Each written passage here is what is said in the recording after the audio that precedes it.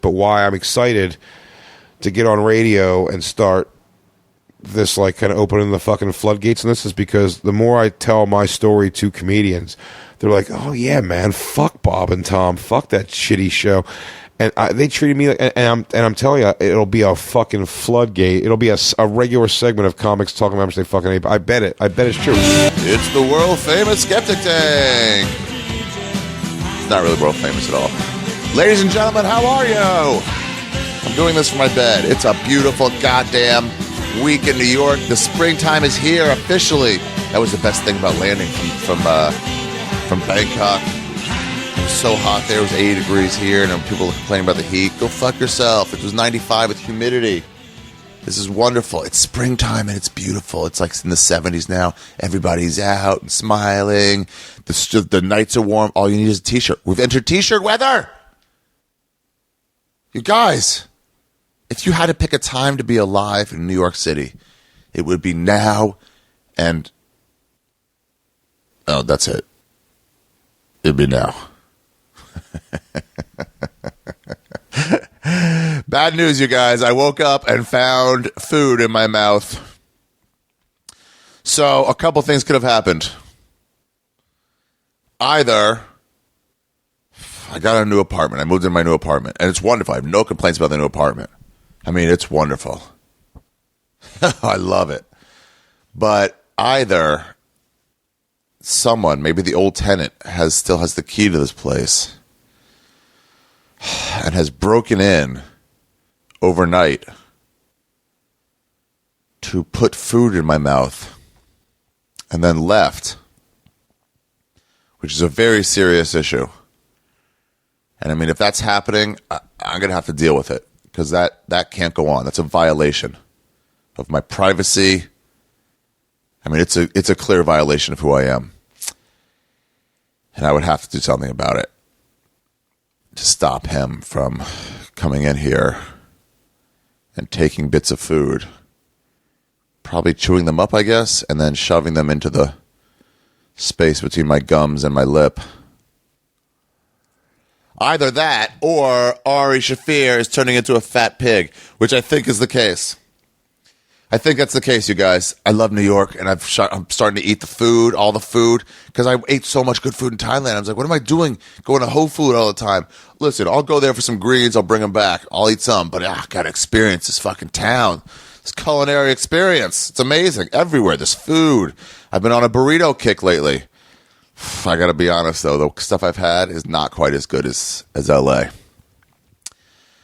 I got to go try La Lucha again. I remember that being okay.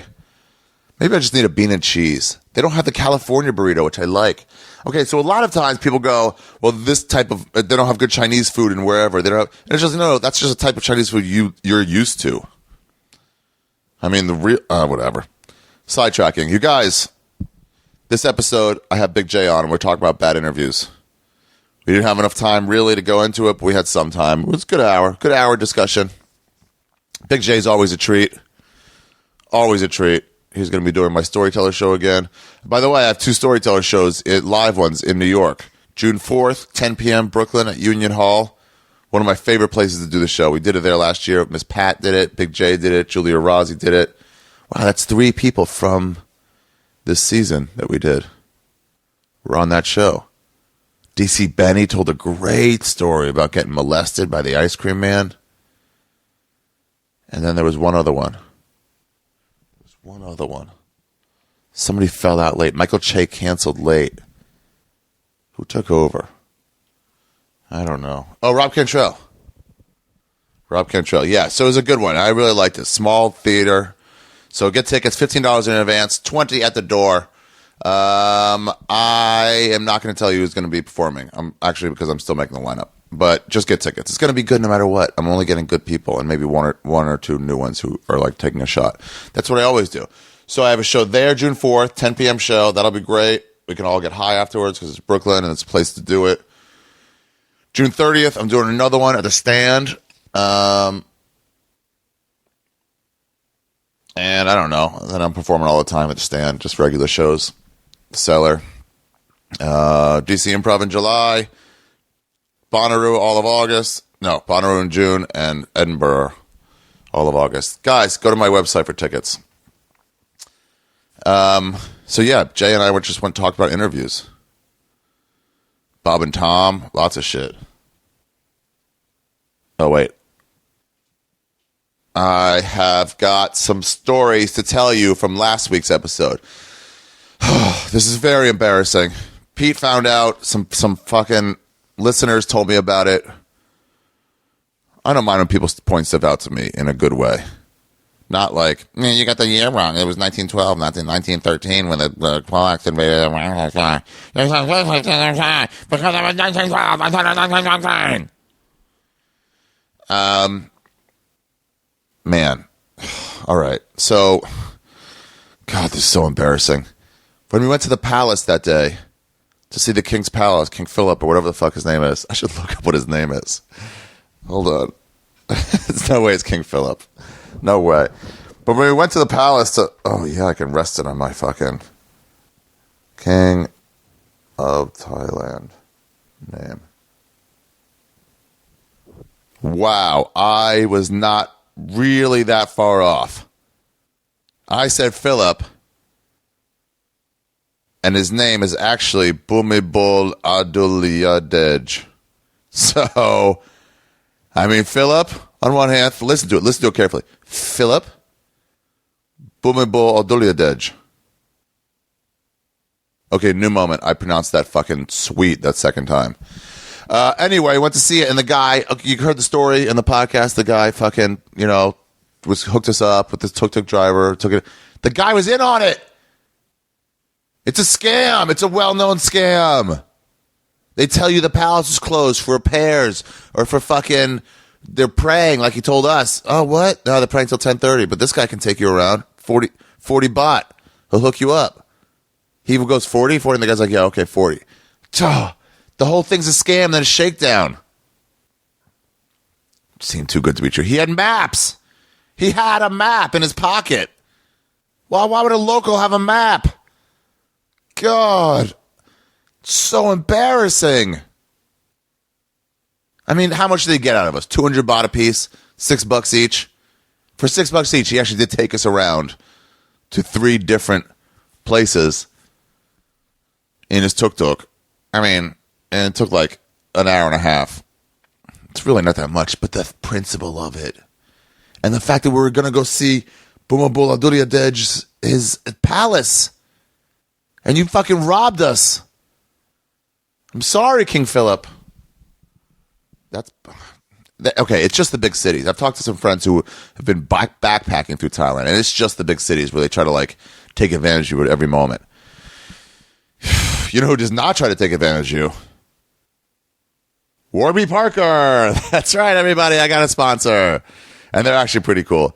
I don't take sponsorships of people I don't, believe in some way. It's a mixture between things I actually use myself and things that are like, yeah, this seems like a cool product. It's not for me, but for other people. Warby Parker is for me. You guys, it's fucking, the glasses they give you, first of all, they're $95 with lenses in them. I've done it. I've gone through the process. Here's what you do. You go online, you can get up to 5. I mean, you can just buy them outright if you want, but don't do that. That's crazy. Because you got to try glasses on. You got to see if they face forward. They got to see how you fit in your head. When I get massive haircuts and change my look drastically, which I do every 2 years, you got to get new glasses. They don't fit your face right unless you anyway. So you try it. You go to warbyparker.com. You can pick out 5 different frames, and you can look by color and by shape. You can if you only want I want kind of rounded ones. So if you look for round ones. You can look for square, rectangle, and different colors, purples, greens, brown, turtle. You pick out 5 you like. They send them to you. Try them on immediately. You have, I think, 5 days or a week or maybe even 2 weeks to return them. The point is just do it immediately. I am super responsible. I'd wait a month, and then they would bill me for the 5 frames. Don't get to that point. Just get them. Be like, wow. And it's 5 days. It's from when you get it, or 7 days from when you get it. Try them on. See which ones you like. Send them all back. They give you even a little notepad so you can make notes about it. You can show your friends, hey, what do you think of these? And just try on 5 in front of them. They'll tell you. And then send back all of them. And then if you like one of them, then you say, okay, I want these Burks. That's what I got last time. I want the Burks. Here's my prescription. You just send it to them, and then they send you a pair of Burks with the lenses in them. $95. Include shipping. All of it. The shipping part is free. So they give you labels and everything. So it's fucking great, you guys. It's $95. The first time I got some, they were great. But I brought them to China, and then I had the fucking... I made out with this girl in like Guangzhou that I met. It was really fucking hot.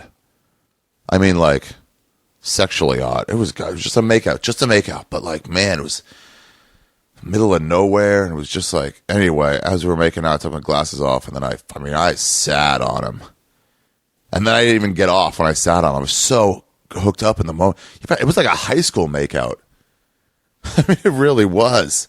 I sat, and then I just kept sitting on him and shifting, and they didn't even break that bad, to be honest. But I needed new ones, so I went and got new ones.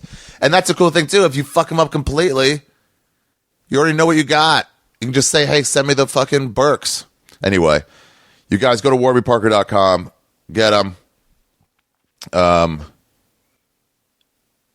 You place an order for prescription glasses, you'll have them in your hand within 10 business days. And they're usually faster than that. They were faster than that, the ones that I got. If you want, go to warburg.com/Ari to choose your free home try-on frames. Oh, I get it. Okay. No, it's not free shipping. It's not free shipping for the final frame choice. It's only free shipping for the try-ons. But if you use warburgparker.com/Ari, then it's also free shipping for your final frame choice. So, okay, yeah, do that. warbyparker.com/Ari. Support the podcast and get fucking sweet glasses. And if you don't like them, like if you don't like all 5, you return all 5, try again. Or don't try again. Get some glasses that look good on you. You guys, that's a sponsor. That sponsor money goes to giving people like Jay. It has now moved up to $100 because I have a sponsor. And what's Jay going to do with that money? You guys know what I do with my money. I use it for quality products, like drugs. And what does Jay do? Jay uses it not to feed his starving daughter.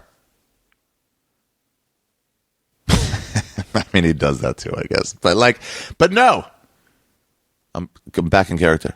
Not to feed his starving daughter, but to relapse on tobacco cigarettes, the worst of all cigarettes. He's smoking again, you guys. Listen, the problem with shaming rapists is that it's not going to work on them.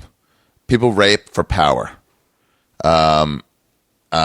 Most cases of somebody grabbing you behind a bush and like taking you into the corner and like with a knife to your throat, they don't even fuck. You can look it up. That's not even a thing. They usually penetrate the woman with something else. It's literally about power and not sexual gratification. In the violent cases of rape.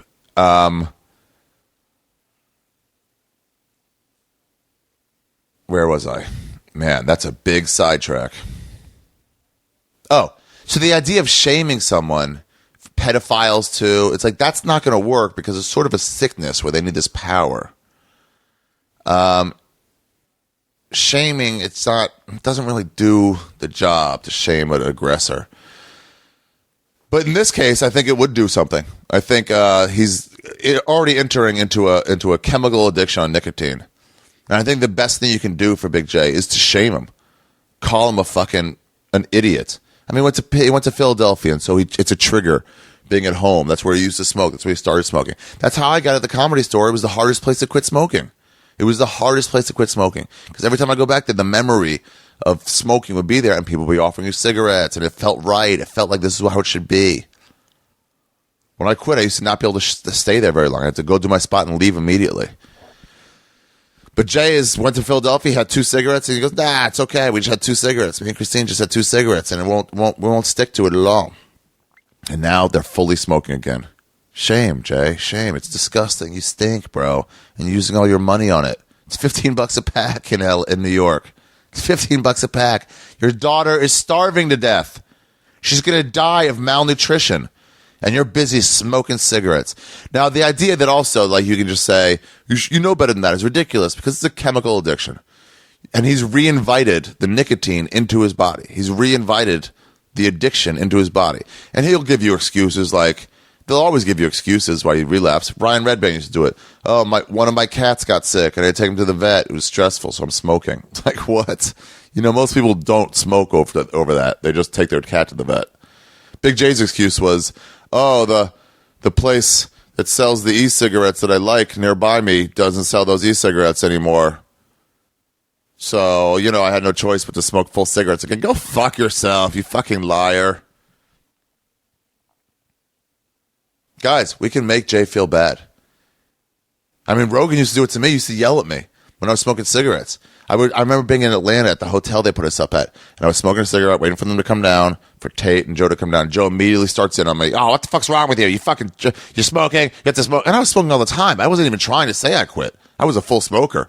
And we just yelled. So I was like, oh, I put the cigarette out. And Tate was like, no name drop. Tate was like, see, you can quit. I'm like, no, it's only because I didn't want a cigarette and a yelling at. I only wanted a cigarette.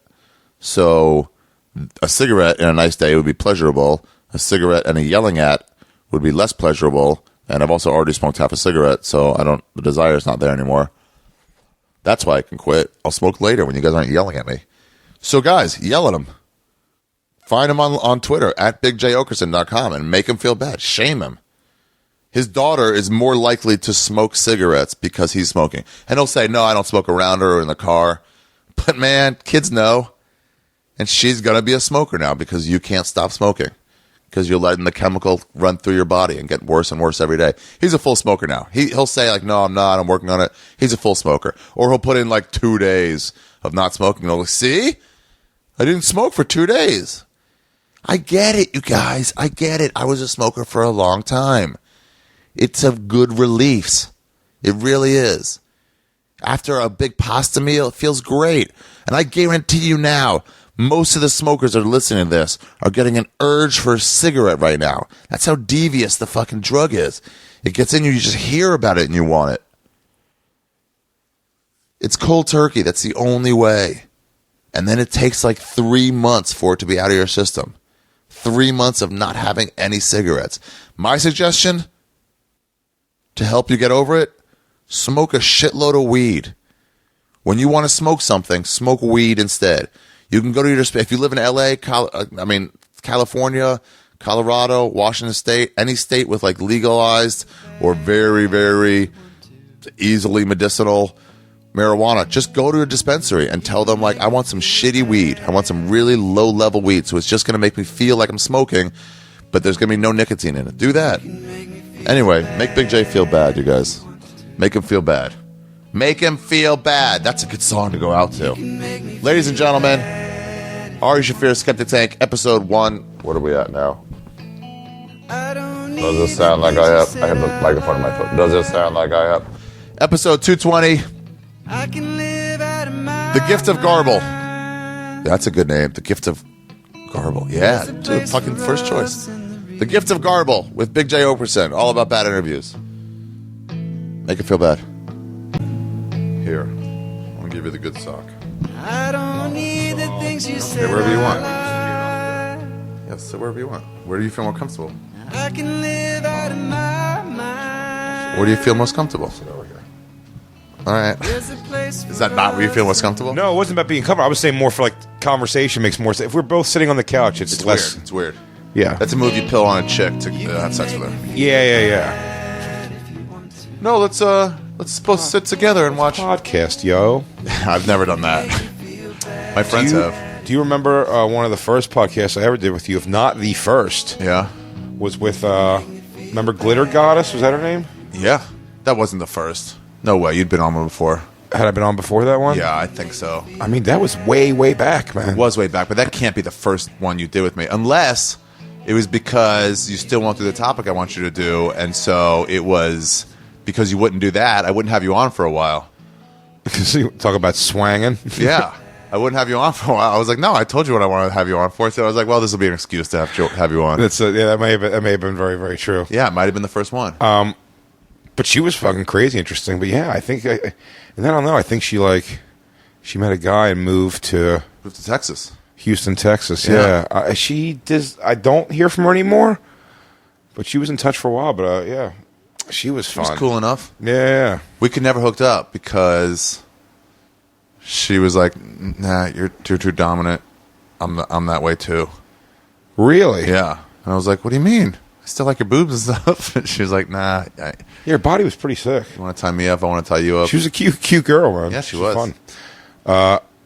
Oh man, yeah. I don't know. She never did anything with me and Christine. That would have been nice. Oh yeah. It was too early in the game. We're going nuts now, huh? No. Not really. It's really things like that can't happen like crazy often. But when they come up big. Yeah, that was a biggie, dude. The fucking jeez. Well, it's funny. I try to challenge, Ralph Sutton, my buddy. Yeah. We do the SDR show, and he, always has these stories of like, he's like, I've been with three, it was 3 or 4 girls and me. Yeah. He said. And I was like, which just seems, I'm like, what's the scenario that could even possibly happen? I just don't know. It's like, you really gotta, not even 3 girls in him. Jeez. 4. 2 is a lot.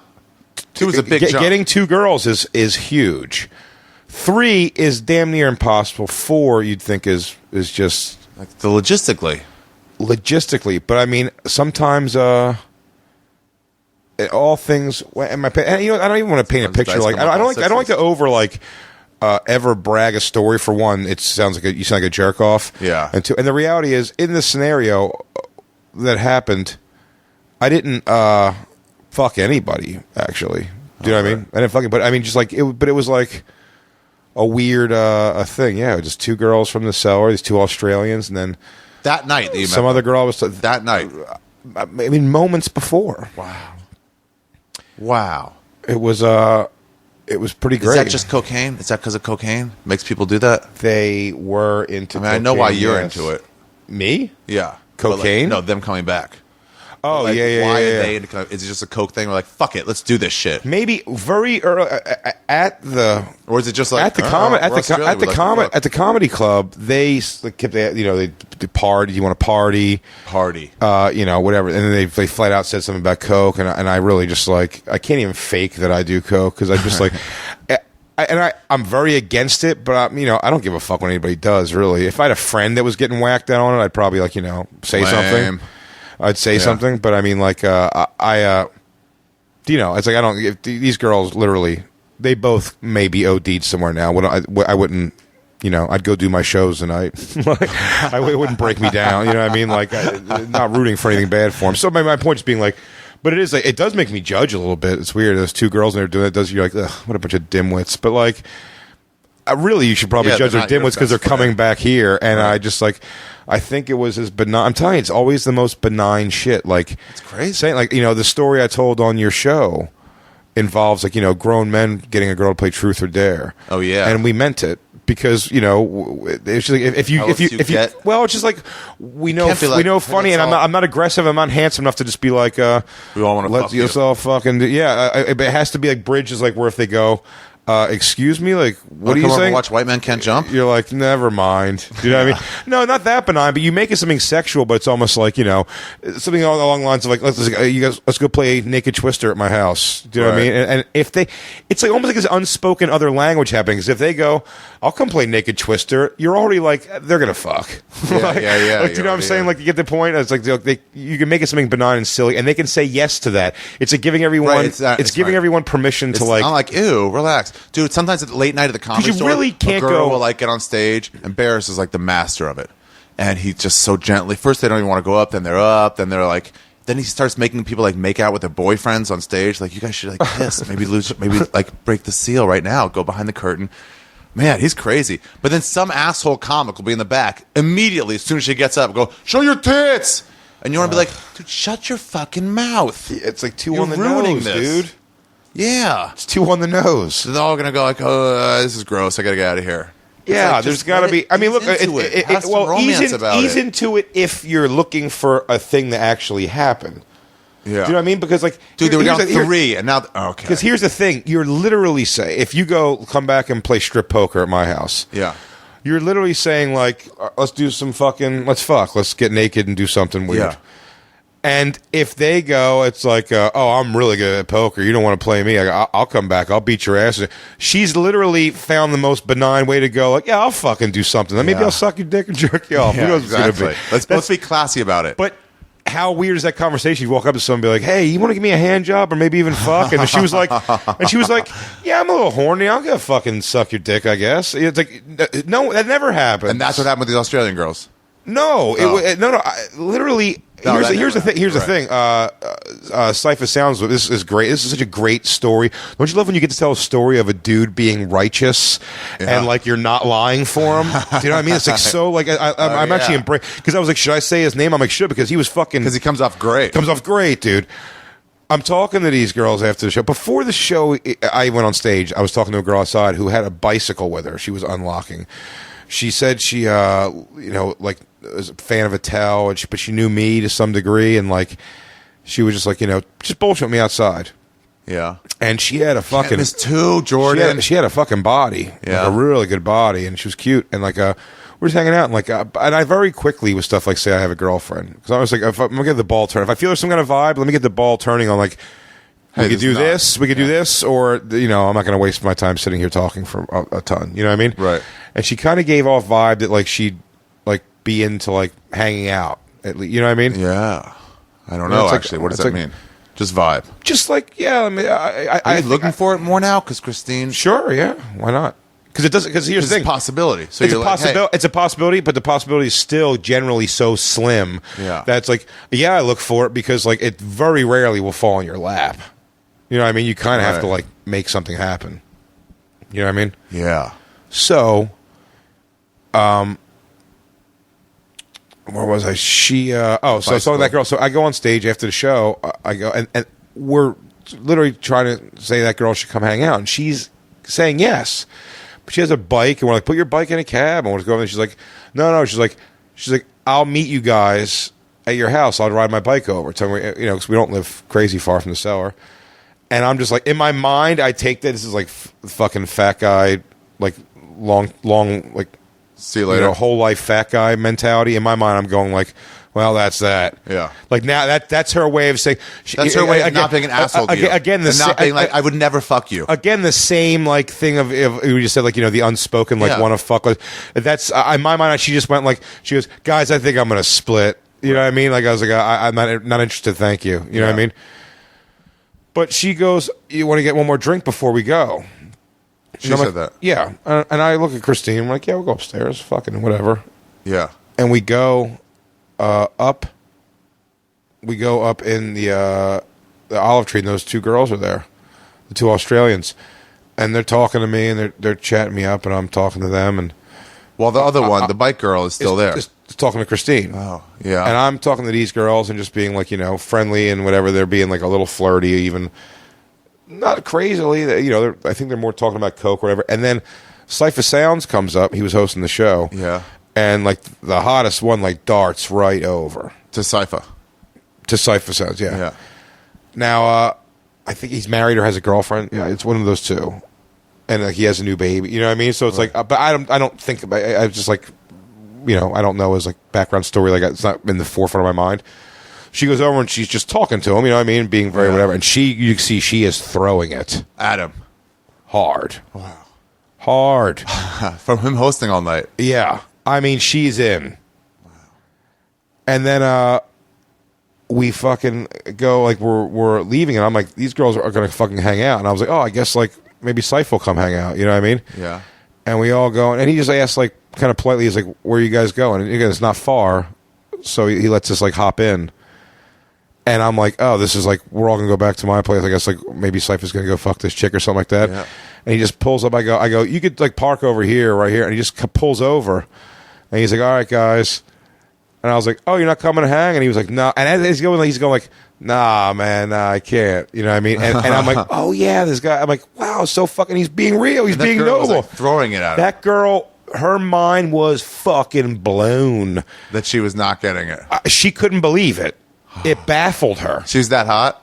Is that pretty? She was cute. She was a cute girl. Yeah, she was cute. Definitely. I mean, she was like, I don't think he was like not attracted to her. You know what I mean? It's not the shock. And we got out, and I said bye to him, and I jumped out, and we left, and we was like, well, we were right in the corner, and the girl's like blown away. I mean, she's literally still, like, oh my stunned? God, like, she's stunned. Yeah. And we fucking come over here. I'm like, hey, you guys want to come like smoke a ball or something?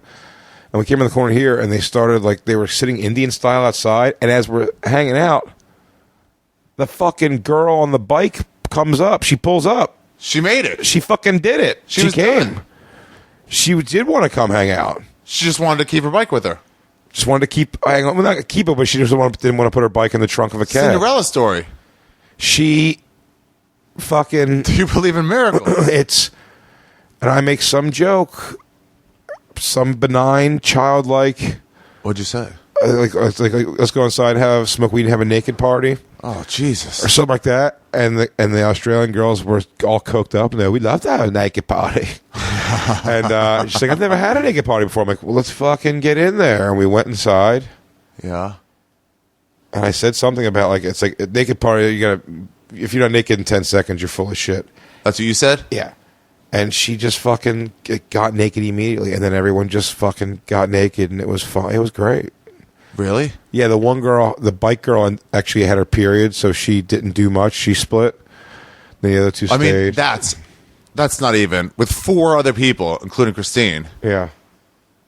No. What? 4, including Christine and 3 others. Yeah. Plus the bike girl. No. There Bike were girl the was 2 fourth. Australians, the 2 really Australians. attractive one. No, 2 Australians. One of them was really attractive. Oh, okay. With 4 people, you got to think one's on their period. The odds are pretty good. Yeah. And one was. Yeah. And she hung out for a while though. And she got naked. And everything. It was fucking. It was bizarre. It was fun. I said I didn't fuck any of them. You did? No. Just made out. Bunch of weird Made shit. sandwiches and stuff. Yeah. I made us some sandwiches. Yeah. It was fucking, but it was a fun night. Definitely, it's a good story. That's what I was saying. So it's like when Ralph says his thing, like I don't know what his story is. Like I don't know how he hooked that up. It's like I don't know if you're gonna, if any guy, if you have a foursome, it's like, are you gonna fuck all 4? Like are all 4 gonna want to fuck a guy right after the? You know what I mean? Like just the odds of finding everyone that's like equally footed cool, like is probably pretty rare. Dude, or I really had the most trouble bringing one girl back.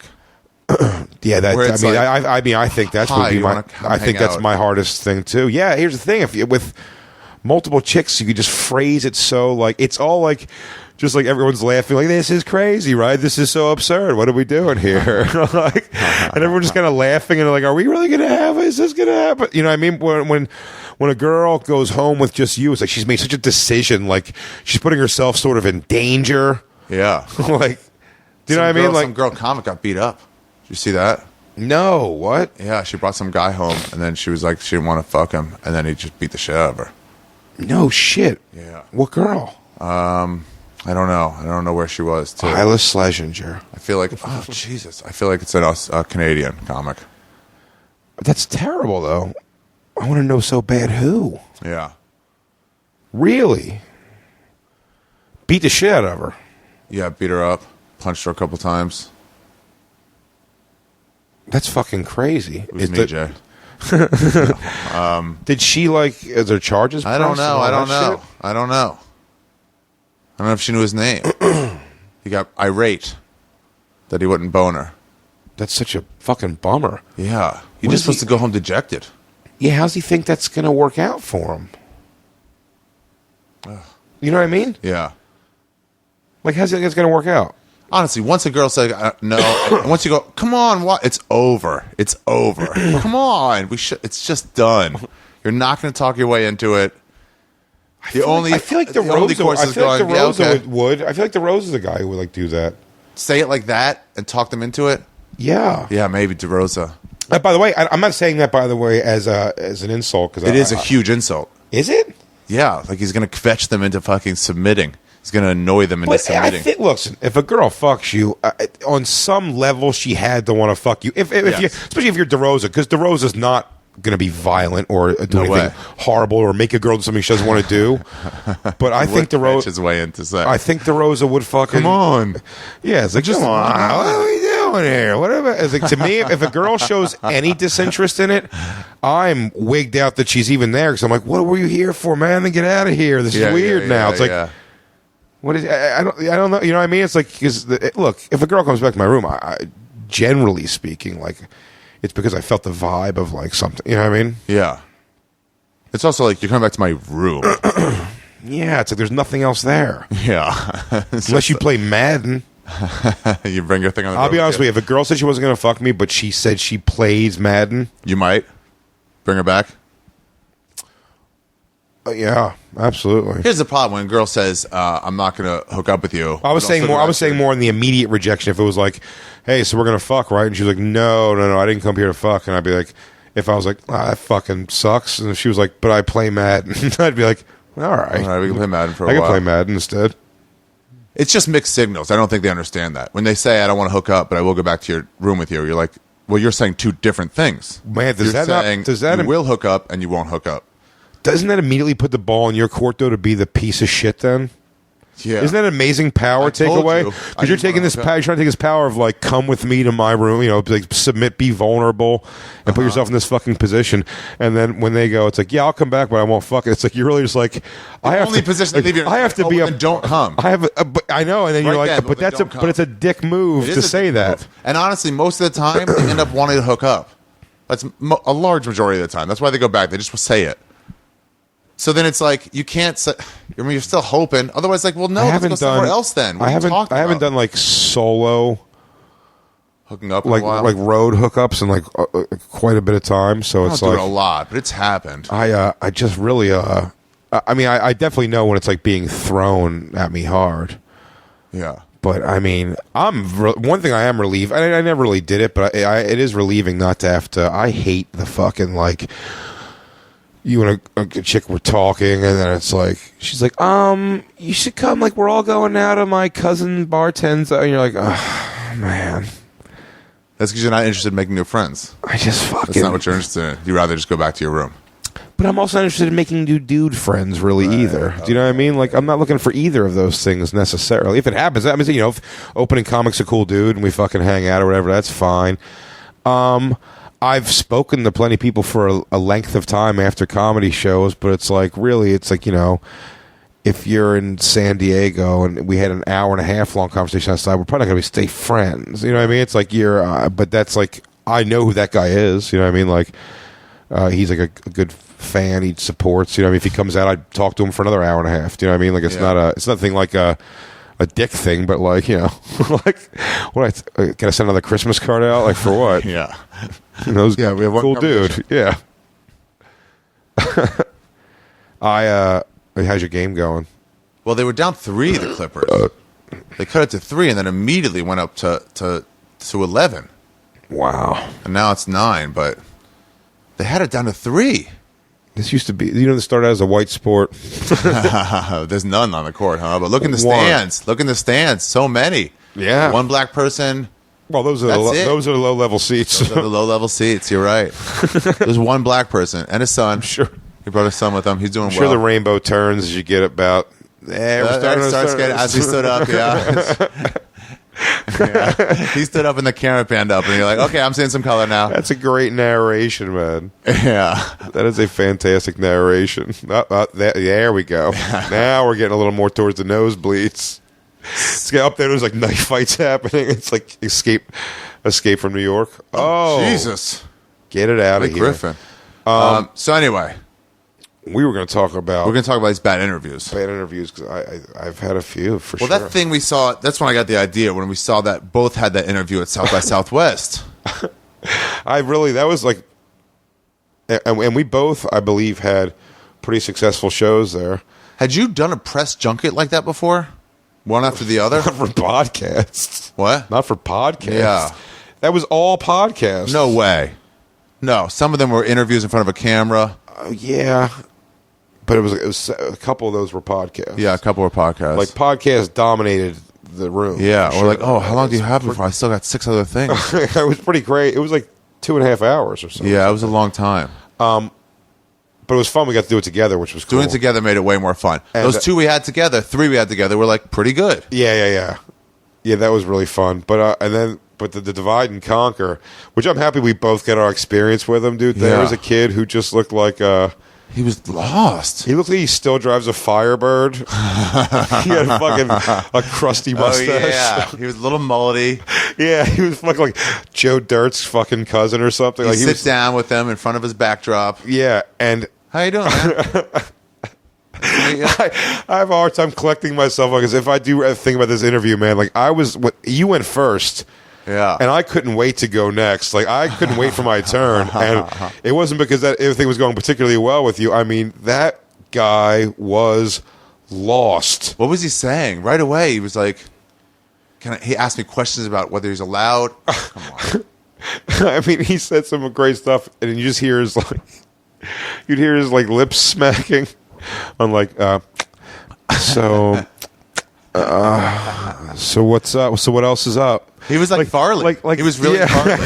But I mean, those questions. He was like a skinny, kind of scrawny kid. Yeah, so it was like, I mean, like those were his interview questions. Like, so what else is up? What else is up?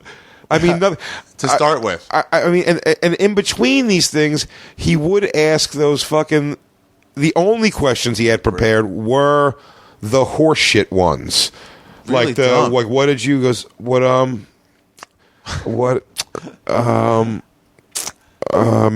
made you start doing comedy like that? He really had those.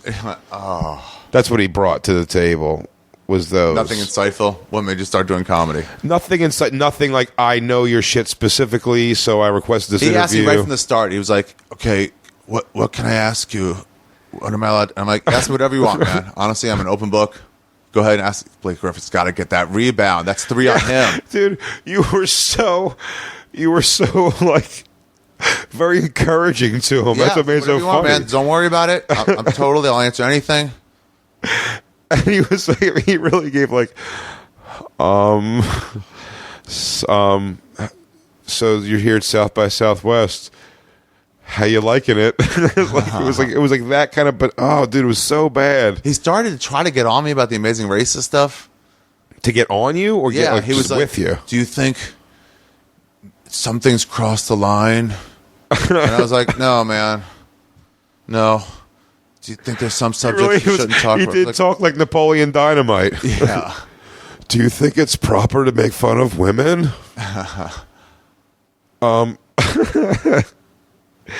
I mean, that is fucking. It's over, wow, buddy. 15, it's over. This game is over. Wow. I mean, I've never been lost. I've seen a lot of ones like that. What did he ask you?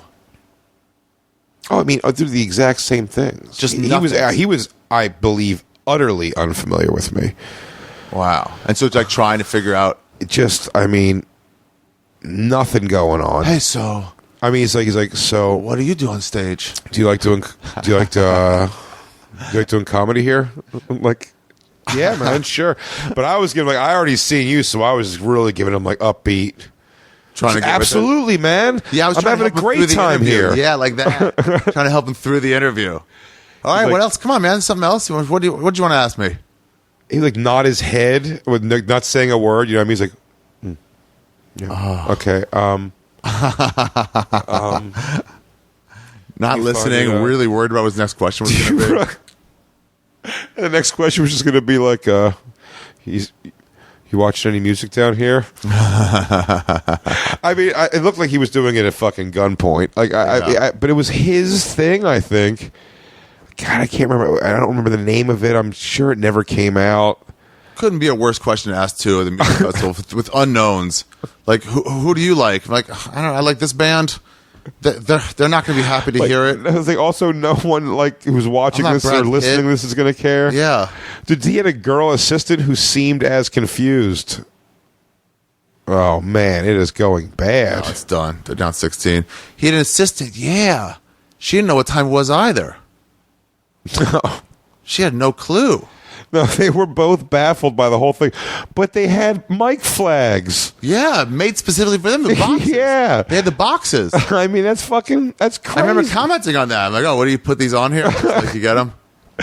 They fucking had mic flag. They sent out and got. Dude, those are the guys who are like really get started with like a panache every school semester. I'm really gonna write down every assignment I have this year. Like they started with a bunch of money, probably. They probably raised like $2,000. No, let's do this right. And then have no idea how to do it in any way. Like, why does that guy feel he should be a broadcaster? He's David Lee Roth. His mom had the equipment. That's so bizarre. His mom had the equipment. Yeah. That's why he got to be in Van Halen. Is that the story? Yeah, his mom paid for all the fucking equipment. That's so interesting because, like, what a voice, though. I mean, he was like a fucking amazingly unique voice. Like, that's his voice made Van Halen. Wow. I didn't know that. No? I'm never really on Van Halen. I don't know. But you don't acknowledge that David Lee Roth is like an awesome fucking rock voice? I don't really know his stuff that much. All those high pitch. Come on, Van Halen? Panama. That? Yeah. What else? Jump. I mean, that was like Jump, the two big Jump. hits. I mean, the guy's voice was awesome, but I mean, you don't know, like, Jump, it doesn't ain't matter, talking not about really. love and. It's not really, the voice is not coming out to me at all. I can hear the music in my head a little bit. I just wasn't into him. Like, at some point, you're going to be in front of your computer splicing in Van Halen music. I was never against him. I just never got into him. Oh, you should give them a shot, buddy. Yeah, I'll give you a playlist of some Van Halen that you should listen to. You'll really enjoy. Mark Ellis is really into him, the Schmoes guy. Huh? Mark Ellis is into him. Yeah? Yeah. Anyway, I've had interviews like that before, though. Where the person's like, it's like the Lost. same thing. It's like the same concept of when you perform in a, which I'm so happy that I'm out of the world of performing at colleges. I do love being away from that. You did it? I never did it with like a NACA like ever, but I'd take gigs, one-nighters at colleges. I would take them. Done one. And I never. No, I wish I would have. I've done. Heard there were money. I've done a bunch, and they're decent money sometimes. I've done them for not very good money, but I never got to the point where I could garner a certain amount of money. But Yeah. I just fucking hated doing them. But even one of the parts of hating it was that you'd get the student introduction of like, this next guy, Jay Oakerson, is, and then they start giving you credits after that. You're like, Oh, don't say the name in the middle. Say the name. This next guy, Jay Oakerson, is known for everyone wants to clap. And they're like, oh, no? We don't? You're still talking? it's so bad. One of the things I did, I remember this guy goes, I like this commercial because it took a black guy and made him black and white. But they made the AM Crunch Wrap full color. look fucking And it's delicious. the only way to make a man of color look like he has less color. I did SUNY Delhi one time. SUNY Delhi. It's an upstate New York college. Freezing in here, Jay. And I loved it. Huh? It's freezing in here. It's so gross outside. You're like Joey Diaz. It's freezing. You're so Jewish. Oh. He goes, I'm putting a student up before you who's doing comedy now. He goes, you're going to love him. He goes, you're going to love this guy. He's like, he's really got something. Like, this guy's got somewhere to go. And it's just funny. It's like, and I my comedy is predominantly crowd work, but like, he just goes up there. He's like, I don't know what he wanted me to watch necessarily to see. And he was like, hey, look at Donnell right there in the third row. Put your big ass head, Donnell. Head heavy as shit, man. Walk around there with that big old ass head. Look at you, Tawanda. Everybody know you pregnant. Yeah, he was a student. But it was like, he's like, you got to see this guy. I'm like, what? Just him shit talking. And you're like, oh, you don't know what I do at all, huh? I got to see this. You have to see this. It's a must. Yeah, student interviews always would go like that too, and those bad interviews. But that's it. My worst fucking interview ever. Yeah, was what? On radio or that platform. I had at one. all, Yeah, was that fucking Bob and Tom, dude? They're the why? I always feel bad because I feel like I blame Bob for this. Which one's Bob? The one with the baseball cap? I think so. Okay. Because Bob wasn't there. Tom was there. And one was absent. Apparently they fucking hate each other, and the one doesn't come in barely ever. They've both been there every time. As soon as they go to break, it's bolt seas. No shit. I mean, when they go to break, everyone clears out. They're nice to you, but I mean, I get it. You work with the same guy for years, and it's like, and the chick, when I'm talking to you on air, it's like, give me 10 minutes alone. The chick started Kitty Lee or something like that. Kiddingly, yeah. Kitty Lee. Kitty Lee, yeah. By the way, in all fairness, because I'm going to start a radio war with Bob and Tom when No, you're not. me and Soda go to radio. Oh, you are? Oh, yeah. Oh, nice. When is that starting? You and Soda and radio on Comedy Central Radio. Nothing's official yet. It's not official yet? Nothing's official yet. It's May. It's supposed to be before January. But yeah, I just have to, when it's official, we'll make an official announcement. Yeah. God. But it's, we're going to start a radio war in a heartbeat. Dude, I've never felt as just treated so shitty in all of my... Why? What did they do to you? I went in and fucking... I want to say, and I want to be fair to people who I should be fair to. The girl, Kitty Lee, I think her name is, she was, at the end of the day, I guess, nice. You know what I mean? Like, she wasn't too shitty. But you do 3 hours with them, or 2 hours with them, and it was... I mean, I was like watching the clock in school, but they give you the rundown of all the what it's going to be like. It's all the lead-ins. I hate it's all confusing because like some of it's for just local and some of it's for fucking international. And the reality is, I would have liked to do good on the show. One, I'm excited. I'm like, oh, I know this show. I don't know the show, but I mean, I've heard of Bob and Tom for years and years now. I'm doing it. That's kind of neat, That'll be kind of fun to do. But all those rules, and I'm like, okay, it's fine, I've never cursed on radio that like I couldn't curse. I mean, I've never messed up or they've had to fix it or anything. I do once a week. Really? If I do 3 spots, I'll fuck up. No, once every 2 weeks. Yeah. If I do three spots, yeah. I never do it. I know I'm so dirty that I'm very aware. Wow. Damn, and he missed the dunk. Better put that in, motherfucker. Oh, he tried to do a tomahawk dunk alley-oop when you're down by 20. Oh, then you got the ball back and fucked it up again.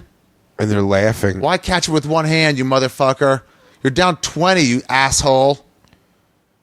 Yeah, good job.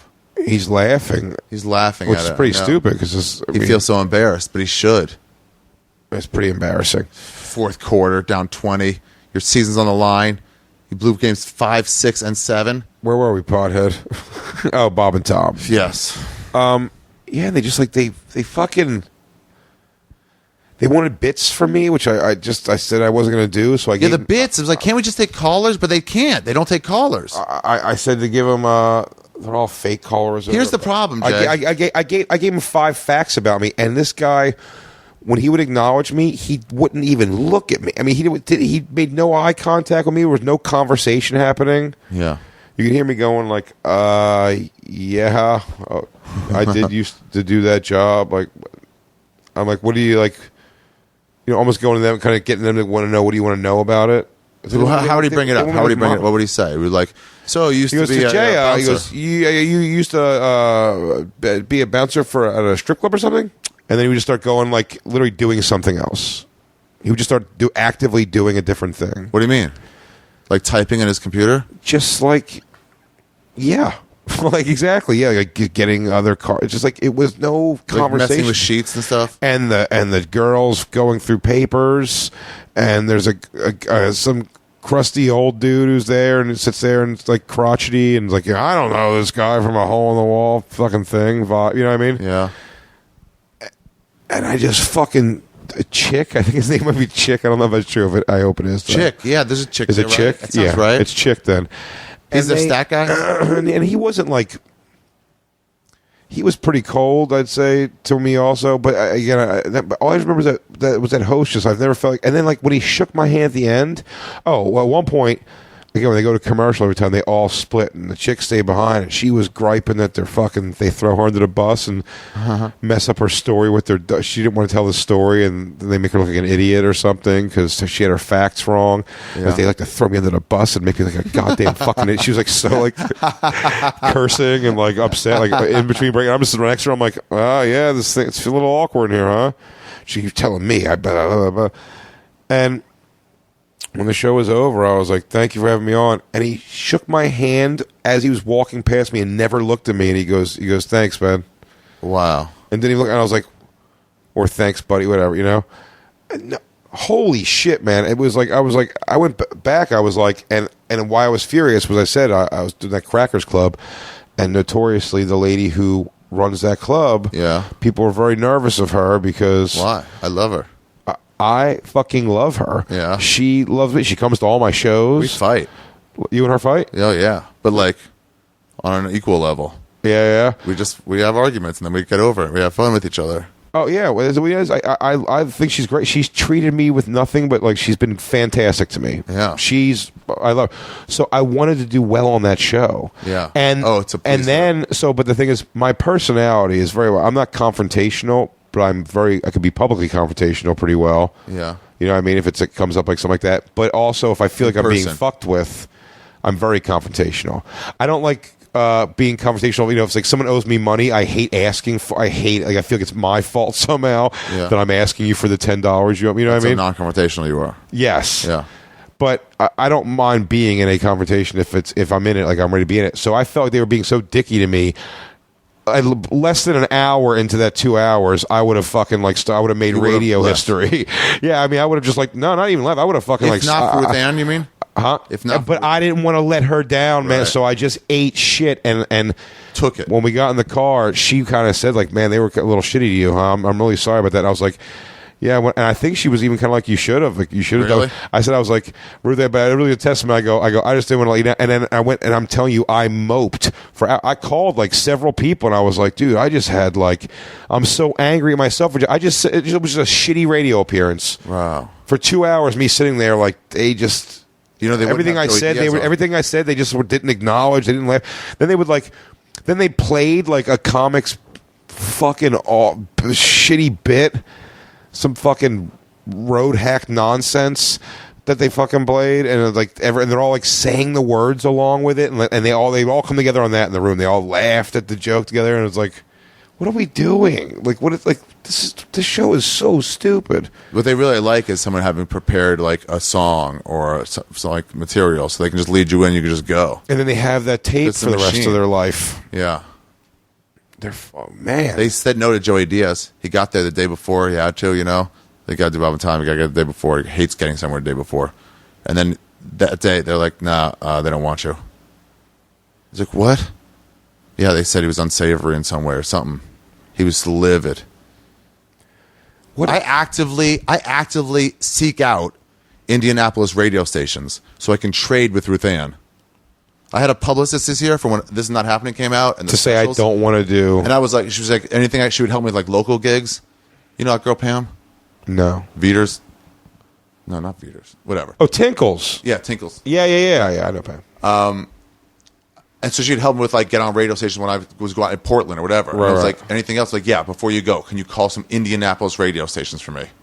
Just to get me in with them. Yeah. Because I want to trade Ruth Ann. I'm like, look, I'll do 4 other places if you just don't make me go to Bob and Tom. I mean, it's so boring. It's tell us your lead-in jokes. It's like, the beauty not what I do, man. That's not what I do. It's like, it's no offense to them. It's just, that's not me. Well, you know, it's funny. If I had funny songs, it'd be great. I always heard their like success stories, like how big they were for. Yeah, with like Greg Warren. Greg Warren is it, and Birbiglia and all this stuff, and all these people that they've been huge. I think Regan, you know what I mean, like through the years. But their fan base is older now. Very much, but they're not going out. But it's not even just that. I'm just saying, with all of those like people, they have been the success stories. But why I'm excited to get on radio and start this, like, kind of opening the fucking floodgates, and this is because the more I tell my story to comedians, they're like, "Oh yeah, man, fuck Bob and Tom, fuck that shitty show," and they treated me like, and I'm telling you, it'll be a fucking floodgate. It'll be a regular segment of comics talking about how much they fucking hate. I bet it's true. You're right. Why? Everyone's just bored with it. Why single me out? They didn't single me out. I assume they treat a lot of people like that, but I was just like, I was most upset because I was like, why did I just eat that shit? I mean, why was I be ignored like a fucking moron? It's like, I hope to get out of there soon. It fills me with dread having to think of the 5 things I can talk about, because all I'm gonna do is like, oh, well, like, let's just say they brought up ISIS. Maybe I have, like, a joke I've been telling my friends about ISIS or something. So I'm like, ISIS, maybe. It's just like that's as much as I can give them. I'm like, I can't do bits for you. I can't. I'll hate it. There's the John DeBella show. Yeah, and all the rules. John DeBella show in Philadelphia. What's John DeBella? They don't want me on anymore. Which one's John DeBella? He's John DeBella. He's the original Howard Stern funeral. They had, when he would go do funerals in a city, when he would go become number one, when he attacked John DeBella in Philly, he beat John DeBella out. That was the big thing, and they had the big funeral for John DeBella in Philly. That's what Rogan and Segura said I did to Howard Stern. They were like, he would do that, talking to the mic, not below it. Oh, but I don't know if it's coming up. I think. Sometimes. I had it in front of me. It was like down. It was like I was Henry Rollins in that shit. Yeah. But they said that's what I did. Called out somebody ahead of me and then got them all worked up just to get me publicity. I'm like, that's not what I was trying to do. I was just trying to say how irrelevant he is. Oh, well, shit what he says. But anyway, starting a radio war with Bob and Tom is not going to. I mean, it's not going to do anything to you. They are annoying. Yeah, it's not going to do anything. You can have so many people say, "This is not my style. Why am I in here?" I mean, they could. They told Segura not to talk about bicycles. He's like, "I have bicycles." No, we can't talk about bicycles because. Some reason that he couldn't talk about bikes. But I gave things when I was like, I have a daughter. That was the one thing I said. Yeah. He's like, what do you have? I go, what's like the joke about? I'm like, I don't. No, man, let's start talking about it. Like, if you want to ask me about having a daughter, I will talk about. They got to start over every 6 minutes. Here's the bit. Tom asked me, so you have a daughter, huh? And I'll go, yeah. Do you have kids? Are they adults? Do you have boys or girls? Mine's a girl. Blah blah blah. Doesn't this suck? Soccer game last week, something funny happened. Like whatever it is, like yeah. Why they come to the show? Aren't we promoting the show? Like why would I give some of the show away? So they have a bathroom break at some point when I do this fucking bit. Oh well, you couldn't do anything you were going to do that week. Of course, but I don't. But my mind is that I'm never going to do anything ever that I'm going to do ever on radio. I don't know why they just can't. Unless I come up with it on radio and then make it a material. Let's make funny things out of calls or whatever's in the news. Whatever you guys had planned to talk about, let's just riff on that. Yeah. Right? Or interview me, one or the other. Preston and Steve, dude, in Philly. They're good. They know how to do it. Yeah. Those guys those guys are class act. From those guys. The what? I found out what the meat sweats were. Oh, yeah. I never knew. And I was like describing my symptoms from the cheesesteak. And they were like, yeah, man, meat sweats. I was like, what? That's what they told me what it was. You had so much cheesesteak. So much cheesesteak. That's what you do in Philly. It's when you wake up sweating and in pain. That's what I had last night, was a cheesesteak while I watched the Allen Iverson documentary. Really? That's respect. Yeah. That's respect. I did that. Dude, I remember Wilbon and Kornheiser going back and forth in the Washington Post about Iverson and whether or not he deserves a second chance and, after the jail thing. Yeah. Oh, yeah, you were around there. Yeah. When he was going through that. Yeah. Do you remember hearing his name as a high school star? Oh, yeah, absolutely. Really? Dude, his highlight reel in high school. It was a big deal. They had a trap set on him that landed right, where they trapped in the backcourt. Uh-huh. And so these two guys hit it perfectly, shoulder to shoulder. As he's trying to go around one, the other just locks up like fucking Legos. And like he ain't going anywhere. And so he has one step. He's going to bowl them over. Or they're going to steal the ball. There's no way around it. He's going at full speed to get around the one guy before the other comes in. But he jumped up and then split them in the air as he puts the ball behind his back and then throws it through his own legs and just goes right through them. It was just like, what? Yeah, the turnaround dribble through the leg when you go around somebody because they're expecting you to. Yeah, it was unbelievable. That's so crazy to know that in high. I didn't become aware of him. My buddy was. And then they charged him with maiming by mob, whereas people in his group threw a chair while a fucking full-on brawl broke out. Yeah. And they charged him with being in the group and. They charged him and his two buddies. And it was buddies. like, from all accounts, like he didn't touch anything. He was just grabbing some people and said, let's get out of here. Yeah, I think they said in the video he leaves, apparently. Look, I don't know. It does seem pretty far. I mean, he got pardoned, so. But only because it came to like the governor's attention. Yeah, like, he said Tom Brokaw. There's really no proof. Made it a thing.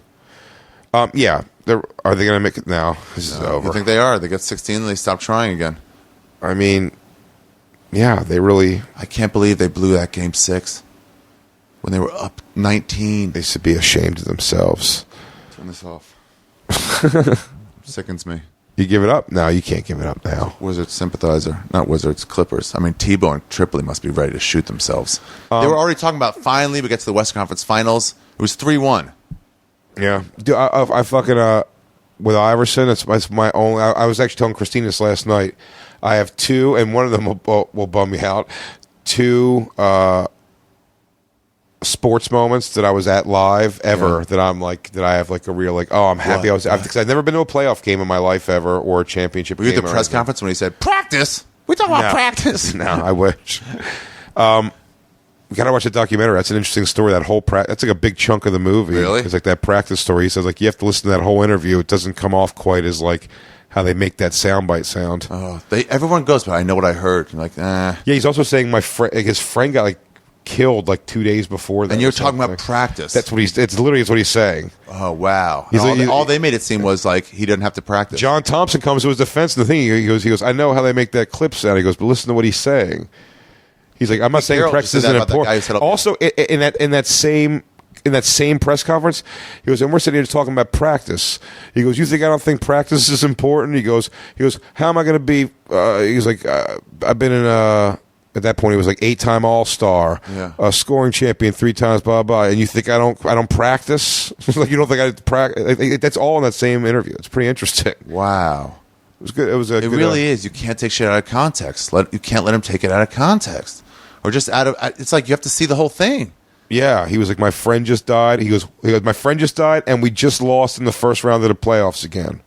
And he goes, and we're talking about practice. It's like we lost the game. Wow, that's so different. Than it was sold to us. Yeah. It really is sold differently. But to have that kind of high school like potential, man. Go to fucking waste, man. I know a couple people who like were like high school like phenoms. You were like I mean I guess it seems like a phen. When there's a dominant dude, like one dude and something like they seem like phenoms in the school because they're the best in that school, and then you get them on Rasheed a largest. Wallace had all his stats from high school. Like those are pretty gaudy, and then you look at his minutes played. Yeah, and he was on like DeMatha, one of the best schools in the country, and he played like in high school the game. Yeah. No, high school he went to Wooten? Simon Gratz. Okay. One of those like prep, crazy schools. But he played like less than half the games. Oh. Not the games, less than half in each game. Oh, yeah. He played like 12 minutes, 14 minutes, and then he'd sit because they were up by 40. Yeah. So it was like, what was his stats? I mean, yeah, I remember him playing around. I remember him in Simon Gratz High School. Dude, you have a cookie or something? I'm getting low blood sugar. For real, I'm getting all head rushy, I'm sweating. What do you want? I have cashews. Cashews might work. Oh, you know what? Yes, dude. There's Oreos. Oh yeah, that'd work. Fuck. Sitting down at all. Don't you have some of your daughter's goddamn cookies? The one she sold me were bullshit, man. Do-si-dos. I want my money back.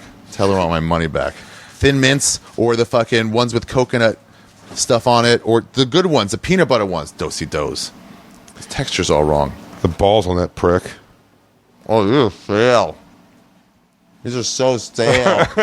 Stale Oreos? Oh my god. Awful? I mean, yeah, I'll have one more just because I'm passing out. Why don't you have a couple? Not awful. There's Cool Ranch Doritos. Way softer than you'd expect them to be. It's hilarious. All these things. A lot of these things go stale because I don't eat like sugar, so they sit there. Dude, I'm proud of you for being on this diet. Thanks, How long has it been? And by that I mean, how many pounds have you lost? I don't know. I can't weigh myself. Why? Because you can't reach around your fat belly? Yeah, Joe's becoming less relevant. I can't look down and see what the scale says over my huge fat body. Oh shit! Great answer. I gotta make an upset video. Oh yeah.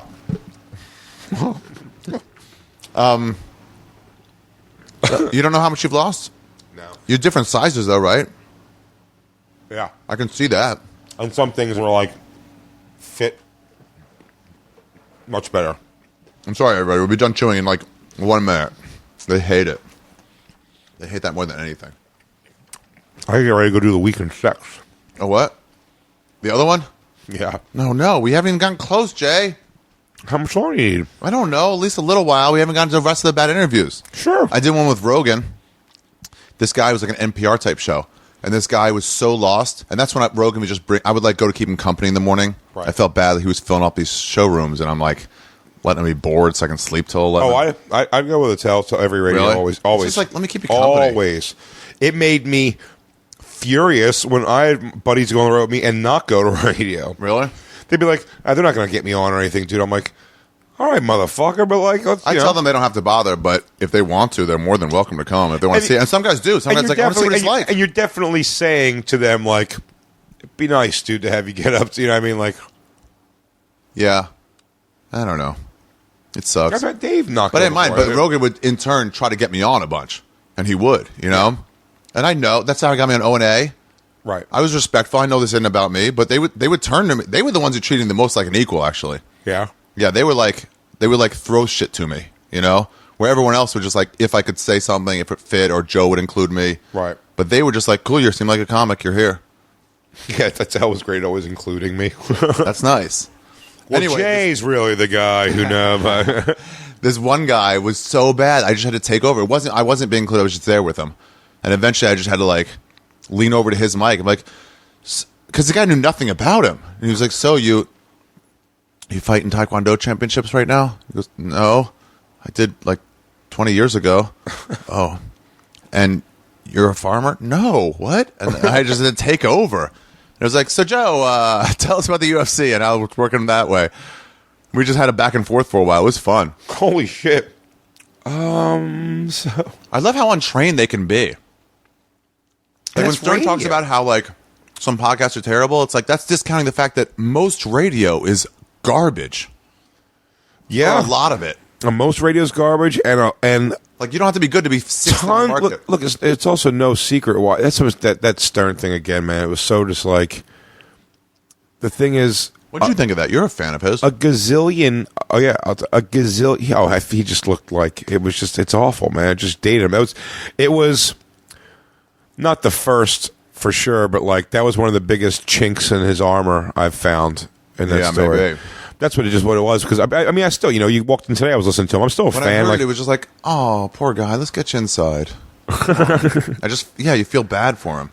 Absolutely, because he's just saying. I have any idea what you're talking about. He's just saying a thing. I mean, I just found out like one of our buddies. I was telling you before the thing, like, are making like 6 figures off podcasts. Wow. Do you know what I mean? Yeah. Like that's fucking pretty great. Yeah. So yeah, exactly. That's right. Wow. Listen, I never used Vine. I never used it, but doesn't mean it's not for anybody. I go and I'd go. Vine seems like a waste of time for me, but I paid $50 a ticket for my daughter to go to Webster Hall to see a Vine celebrity. Did you really? Yeah, that we talked about that. Remember that guy Taylor Kniff or whatever? He's a Vine star because he has for 6 seconds and leave. He does a meet and greet, and then he comes out and sings along to popular music and has all the little girls sing along with him in the audience. My favorite is that Justin actually represents someone like that. I'm sure. Yeah. I know he represents the medium lady. Long Island medium? Like non-comedian stuff. Where I'm like, what do you do? And they go, they set up a stage. They told me about this for like the Dangerous Catch. They set up a stage. They make it look like a fucking seafaring thing. And then they tell a few stories. And they shake hands. Everyone's happy to see. I'm like, there's no jokes? I'm like, they're not trying to make jokes. Not all public appearances are jokes. And I'm like, oh, it's so foreign to me. I think the Impractical Jokers show is probably pretty cool. That's probably pretty cool. Because they're going to show you footage. They all come from at least comedy or improv, sketch background. So maybe they do something too. Yeah, I think they do question and answer with the crowd. I mean, it's an interactive show and it's like a lot of fun. They like doing it. Yeah, I know. And I'm saying, do they do some of the pranks right there?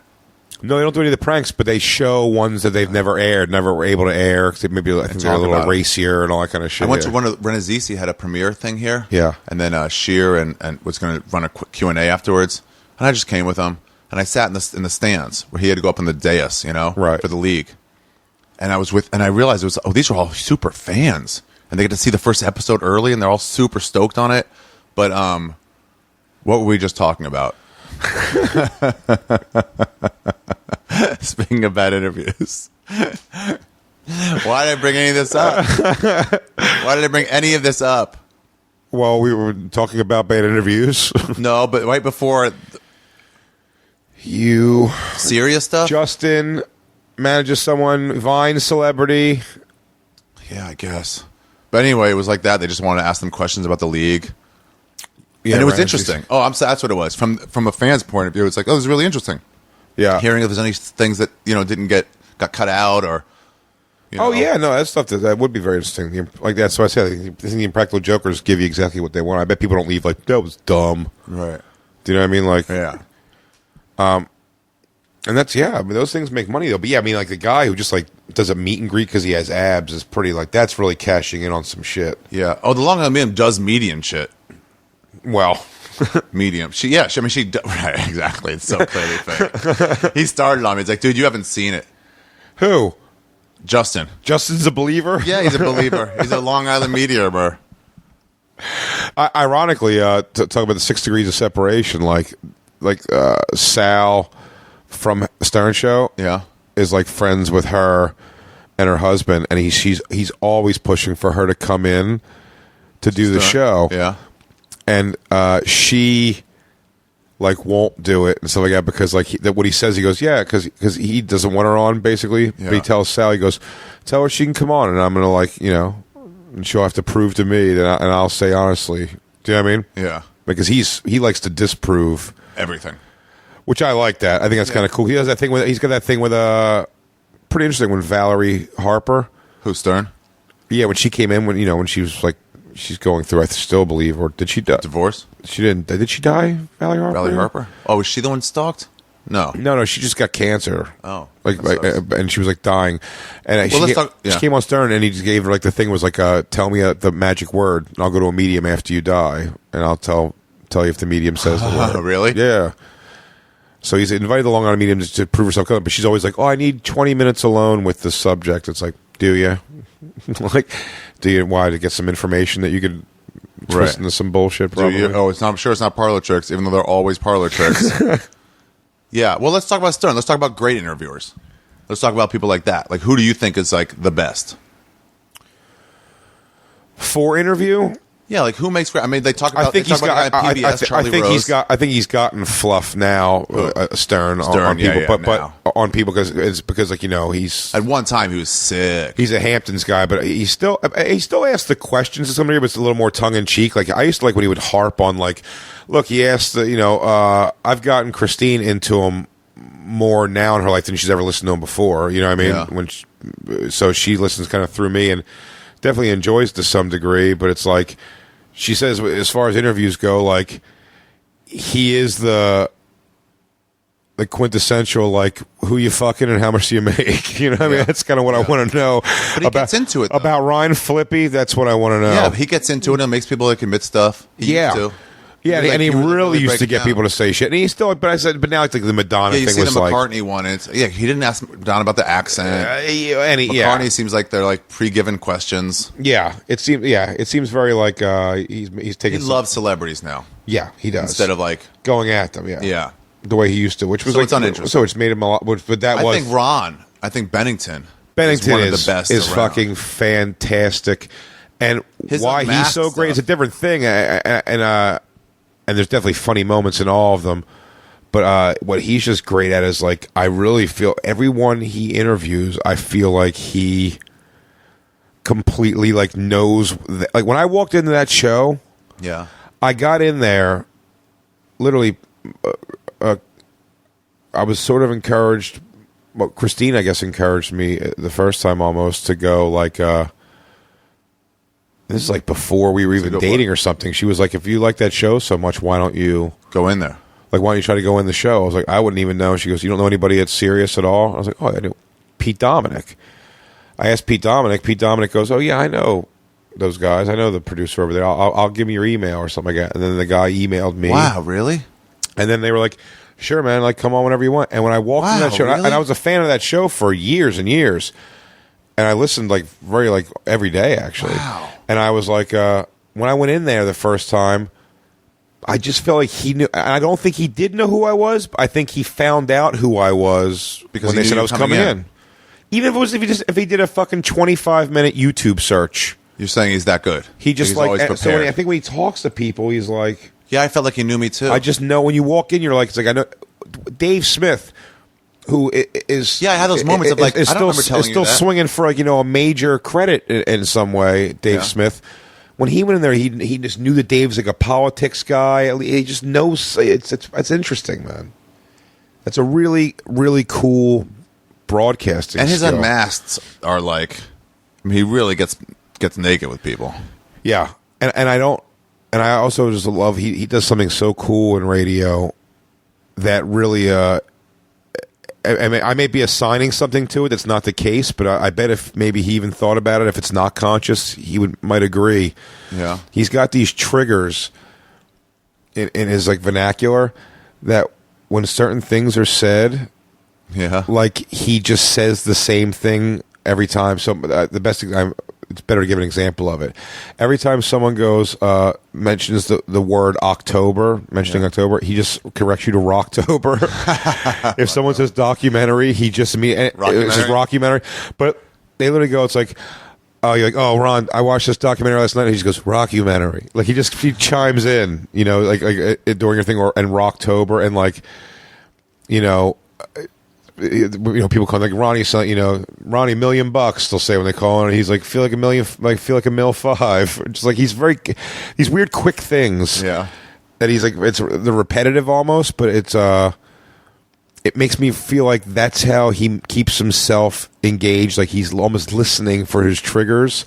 So it's like it's a good way to pay attention, because I've been in radio shit, man, with people that were so bad that at a point, you just realize you're like, oh, I don't even know what the fuck we're talking about. I started thinking about if I'm going to get breakfast after this or if I'm going to go back to sleep. You're so bored. I'm just not. I'm just and then they're kind of like, goes, and Jay, you must see things like that from time to time on the road, and you're like, what are we fucking talking about, dude? Like, I must see things like what from time to time? I have no idea what you're talking about. Yeah, I just tuned out. I am lost. They do that when they cover all the news and the what's it called, when they have to do all that and then don't include you completely. So you're just kind of like looking around, because it's so boring what the traffic is. I don't care what the traffic is in the I-9, like that, and they're not including it. So it's just like, and then all of a sudden, like you're back in and you're like, oh, what were we saying? Yeah, you're just fucking confused. You can't like just ignore me. It's like you're all of a sudden like people are just on their cell phone, fucking looking at their Twitter. And then said like, right? And like, what?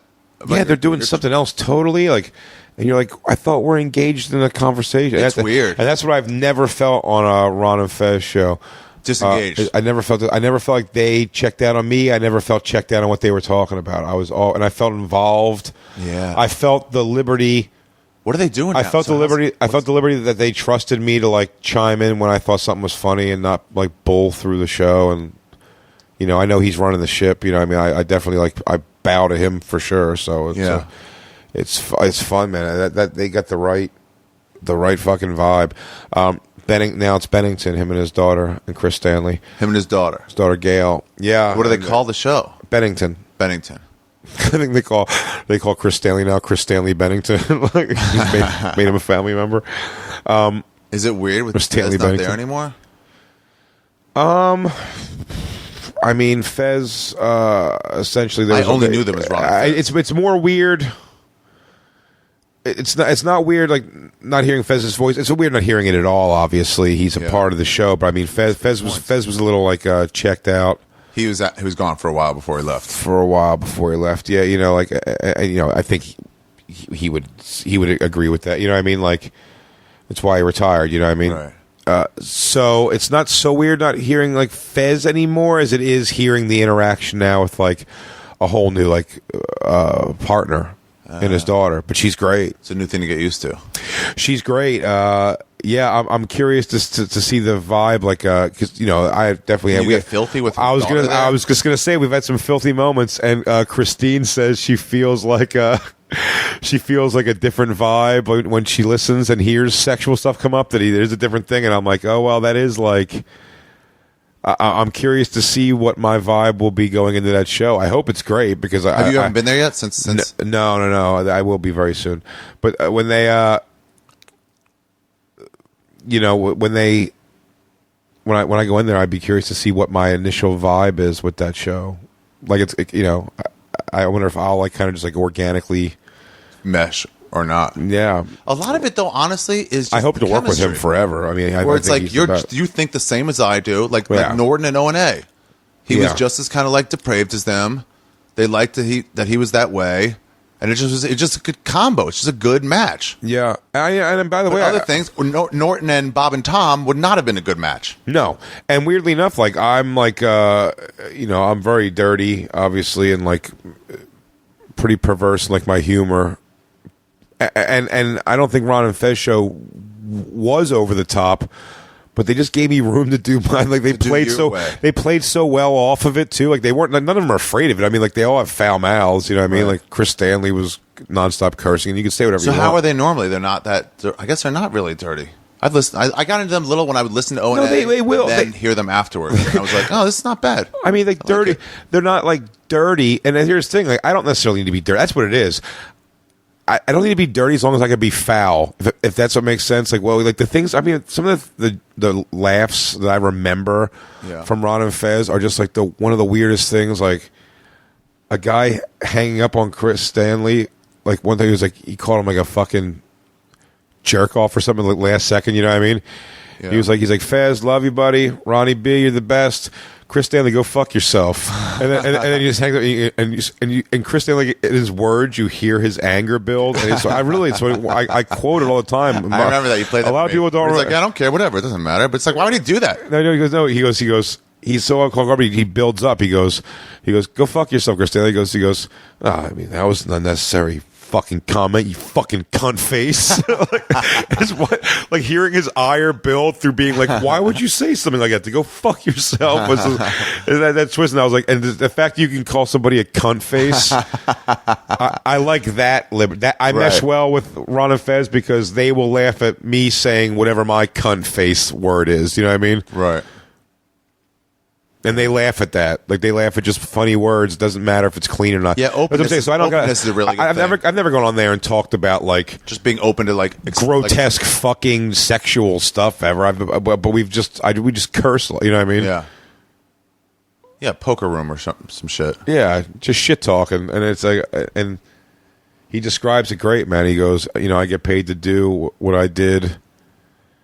My favorite thing to do when I was a kid, go sit on the fucking street corner with my buddies and talk shit. Yeah. And that's such a great approach. But you see these grizzled road motherfuckers, they say these bad interviewers that like, they just don't give a shit, dude. I mean, Bob and Tom. Bad comics. Where it's just Bob like, and you're just Tom, going through the motions, huh? even if it's not my thing. Yeah. At some point, they had to be engaged and fucking like, let's make another fucking thing. They worked as a team. They probably both gave a shit really hard. They're coasting now. You get to a point, yeah. I wonder if that's where O&A kind of were. I mean, Dude, I see a lot of managers and agents. I think Anthony kind of said that in when we talked to him, like in an interview, like I don't want to misquote it all, but I thought that same kind of thing. It was like there was a point where it was like, every night after the show they'd go out for drinks, so you could like, got tomorrow's show, man. What do you want to have ready? We're gonna fucking blow away today's show, right? And it got to a point where the show's over. It was like peace. You know? I gotta get to my life. Oh, they're trying to foul Dwight Howard as fast as possible. Look, Chris Paul jumping on his back, literally trying to piggyback him. I like that Dwight Howard didn't even really get that shitty about it either. He's like, that's Chris I Paul. get what he's trying to do. Yeah, I get what he's trying to do. I'm a bad foul shooter. I get the point. I see my liability here. You got to go. Now I have to go, yeah. Who's a good podcast interviewer? I think Maron's pretty good. I mean, Maron, I think I said this to you the other day, even like, because I had a long conversation with Lewis and those guys about the future Legion of Skanks. Yeah.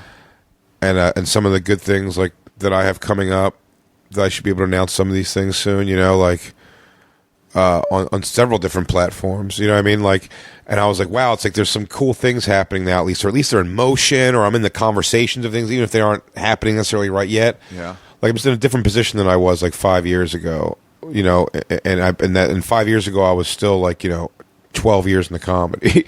So, you know what I mean? Like, it's that kind of like where you're 12 years in the comedy and you're kind of like, none of these things are in motion. I'm not really being looked at anything. I got to look at where like the start of that stuff and like the sum of what all of it was. And, things like, I said this, I mean, you've been help that I could never have dreamed someone being as helpful as you've been to me, and and like offshoots of that are like Rogan, and and the Ron and Fez show I owe so much to. You know what I mean? Like them putting me in front of their audience was huge, but 5 years ago, dude, almost to the date, nothing. But I did a one-man show that was not good at Montreal. Yeah. Same year I did your storytelling thing up there, 2010. It was not a very good one-man show. It was thrown together. It was not really prepared well. It wasn't super funny. I didn't have a lot of confidence in it, so I wasn't even loose in telling it funny. Yeah. Truth be told, if I went back in time, if I would have had a few shots before I did each show every night, cooler. I probably would have done very well with it. I would have let myself spin out of control a little more with it and have fun. It just wasn't fun. But the stories, Marin came to one of the first shows, and he liked the stories I told of this trajectory of like me doing these bouncing jobs and starting out in the black rooms and comedy. Yeah. And when he goes, next time you come to LA, which I was doing like 2 weeks, he goes, come to the garage. And he put me in that podcast. And that was the first thing and that was the first time I was like, I got a text from like Andy Kindler. Not a text, but like a Facebook man. It goes, Jay, a fantastic, amazing thing, man. Great to hear. And like, we didn't ever talk like that before. And that meant something to me. I'm like, oh wow, Andy Kindler's reaching out. That was such a cool thing, and like, Kindler's a cool and I guy. I started getting noticed like just off of that Marin. I loved you. You were my favorite. What the fuck? Was that early on in Marin? Ish. It was a couple years in at that point. But I was like, he was like the only one for a while. So yeah, but it was still huge numbers. Yeah. But I'm saying, and all the comedians would listen to it too. Yeah, and that was like the fucking the early half-hour specials. That was the platform of like me starting to get some Twitter followers then and doing all this stuff, and then and then Justin coming on board. So and that interview was good. You're saying? I mean, I'm saying like so in good interviews so Marin. I mean, he just found something like. I mean, people still talk about that thing to me. And it was 5 years ago, and it's like it wasn't like some kind of like real like insight into like the psyche of whatever. It's less of a conversation. It was just some fun, but it was just some fun. Like I told these goofy stories about driving around an albino stripper. He gets it out of you where he doesn't seem like he's interviewing you. Oh, he just gets some story out of you. Then I guess he edits it down to a degree. Yeah. And just gets like, well, this is what I'm showing. Yeah, he was great. I mean, I never thank him enough. Ours was just talking about the Comedy Store. Yeah, I guess, and my old religious stuff too. But it's like, yeah. So I mean, he's fucking fantastic. I don't know Carolla's thing well at all. Carolla's more just radio. Yeah, it's not really an interview. Not really an interview. Just hang out and talk, which is fine. It's people who were like informed, really. You know what I mean? This guy Kevin Couch used to do Playboy Radio. Yeah. And then National Lampoon's Radio, and he was really good because you know what he would do, and it was just internet radio. But he would come in having read your MySpace blog. Oh, really? And so he'd just lead you with something like that. So you're into Avril Lavigne, huh? I'm like, yeah, man, surprisingly I am. I know I shouldn't be, but it's like, he knows I'm passionate enough to write about it, so then it's like... That's great. Just start you off. Do like a modicum, a little bit of research, and you can like really get something out of it. If you give a shit about the thing, I mean, there's also a thing, it's like, there's definitely, I'm sure, like, good, like... I don't think Bobby Kelly's a good interviewer per se, as he is like a good like podcast. You know what I mean? He's he presents you like a funny thing, and he's a funny dude and does it well, and like. Well, like Legion of Skanks isn't really interviews. Yeah, we couldn't do. We're horrible at interviewing. We all talk over it. Yeah. Yeah. All right, well, go do your other thing then. I don't care. I don't give a shit. I don't care. This is a short one. It's fine. Is it? We could pick it up. Hour 14. I guess we could pick it up. Then what else do we have to talk about? I could do it tomorrow. Tomorrow evening.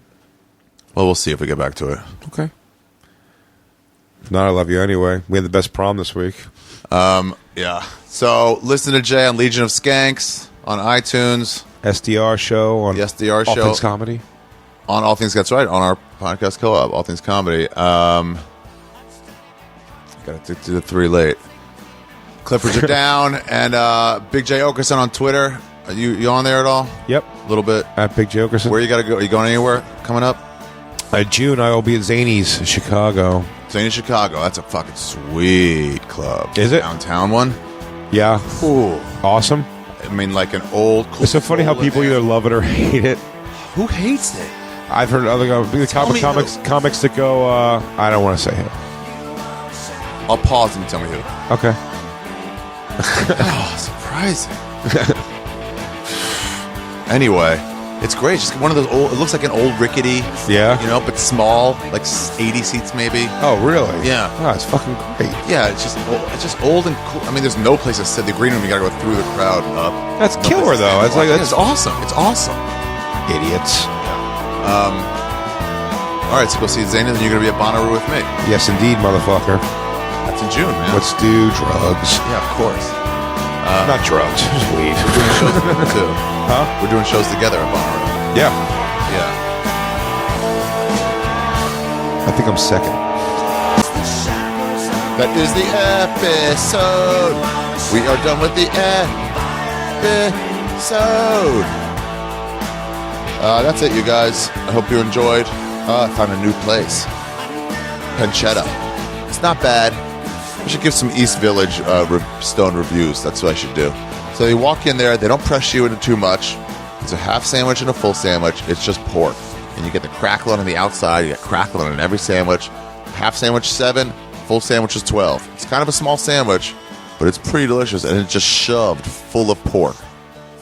Not bad on 7th. On 7th between 1st and A. South side of the street, Pancetta. It wasn't bad. I suggest going there if you're walking around. Yeah, I'm going to do Stone reviews. They're also pretty cool about it. Everybody there listens to music. They were chill and friendly. She made a joke with me. And I just ordered a sandwich. I was like, what kind of sandwiches? She goes, it's good. That's her answer. I was like, what kind of sandwiches? She goes, it's good. And then just gave me a delicious sandwich. Loved it. Ate half, put the other half in my fridge for later. Kept well. And the biscuit place was pretty good on whatever street that is. No, whatever. Another time. Let's do that. I'm going to do another whatever every time. Oh, it's Shavuos today. I should have done a Jewish history. Hey, come on. Orthodox Jews, can you remind me of the Jewish holidays coming up? Shavuos, that was a missed opportunity. That's the fucking... I could have done a 45-minute intro. That's the giving of the Torah. I'm not going to go back and do it again. This has to be out today.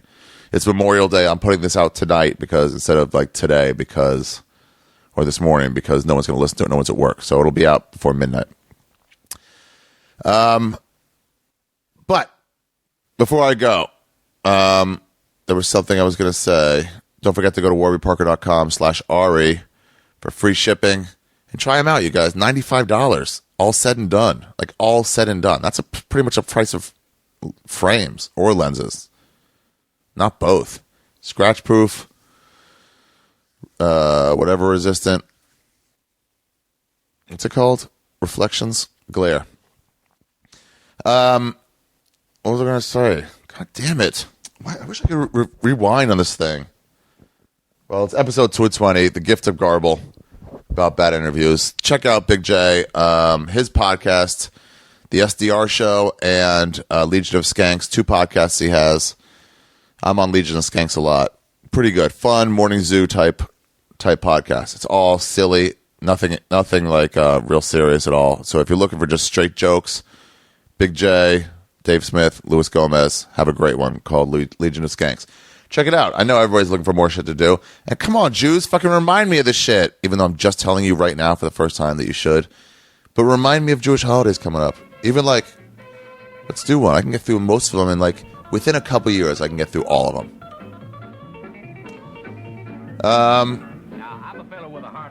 Yeah, that's it. Get tickets to the This Is Not Happening shows. All right. That's mine. I'll talk to you guys later. Ooh, phone call. Joey Diaz, I should have known. What's up, Joey? How are you? Bye, everybody. Slaves are all the same at a betting party or a poker game. Everything's got to stop. What'd you say? In 1985, I robbed this chick, Stacy Cabrini. Is that what you said?